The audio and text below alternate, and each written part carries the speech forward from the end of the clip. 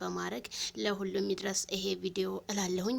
ማንም ሰው መድረስ አይችልም ብሩኬ ጋር ብላ እንግዲህ ሩታ እያስጠነቀቀች ነው። ምክንያቱም አቶ ብሩኬ ያለው ትክክል ነው። እንደኔ ባለትዳር ቤት ስለሆነ የባለትዳር ቤት መከበር አለበት። እንዴት አንቺ ባለትዳር ቤት ይዘሽ መተሽ ወንድን እንዴት እንትን ትያለ ሲላት ሩታ እንግዲህ ጆሮ ዳባ ልበስ ብላ ፈረንጁን እያቃቀፈች ማንም ሰው አያገባውም እንዴ ዛሬ ሩታ በጣም ነው ያማረብሽ።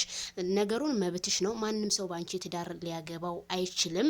አንቺ የመረሹ ከሆነ ግን የ80 ባልሽ ላይ 80ሽን ሳታወርጂ ሌላ ወንድ እቤት ማንጣትሽ ይሄ እንደ ዝሙት ነው የሚቆጠረው። ዝሙት ነው። አብርሃም ከሄርሜላ ጋር እኛ ሲመጣ አብርሃም ዝሙትን አስተላለፈ በሚዲያው ነው ያልነው። ስለዚህ ያንቺም እንደ ዝሙት ነው የምንቆጥረው። በማን አገር ነው ማንም ሴት እየሄደች የማንንም ወንድ የምታቅፈው? አሁን እኛ በእኛ በእምነት ቢሆን እንደዚህ ፈረንጁን የማቀፍ ራሱ ስታይል የለም። እንዴት አቅፈዋለሁ ወንድ ነው እንዴት አንቺ ታቅፊዋለሽ? እንደዚህ እያልሽ እንዴት ትልቅ እኮ ነው በቃ ፈረንጁ እየተቃቅፋችሁ እየመጣችሁ የተዛዘላችሁ እየመጣችሁ ዝሙት አይደለም እንዴ? የቡታጅራ ዩቲዩበሮች ምንድነው ከእናንተኛ የምንማረው? እኛ ከእናንተ የምንማረው ዝሙትን፣ ከእናንተ የምንማረው ከወንድ ጋር መተሻሸትን፣ ያንን ነው እያስተማራችሁን ያላችሁ። ሌላ ምን አስተማራችሁን? ይሄ እናንተ ድራማ ፌዝ እንጂ እውነተኛ ከአብርሃም ጋር ብትለያይ ኖሮ ቢሆን እንደዚህ እየሳሳቃችሁ አትመጡም ነበረ።